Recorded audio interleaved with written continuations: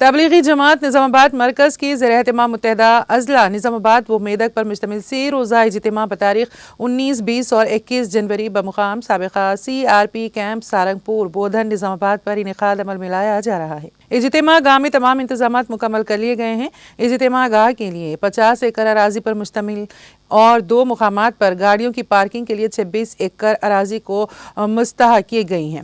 ہزاروں کی تعداد میں فرزندان توحید کی آمد کے پیش نظر وسیع تر انتظامات کیے گئے ہیں۔ اجتماع میں شرکت کرنے والوں کے لیے خصوصی طور پر خیام و طعام کا نظم، وضو خانے، غسل خانے، بیت الخلاء کا نظم کیا گیا ہے۔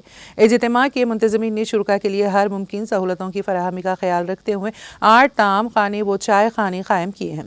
گاڑیوں کی پارکنگ اور اجتماع گاہ میں آمد کے لیے بودھن روڈ کی جانب سے 4 داخلی راستوں کے علاوہ جناپلی روڈ کی جانب سے بھی راستے کی سہولت فراہم کی گئی ہیں اور ٹریفک کے نظام کو بہتر بنانے کے اقدامات بھی کیے گئے ہیں۔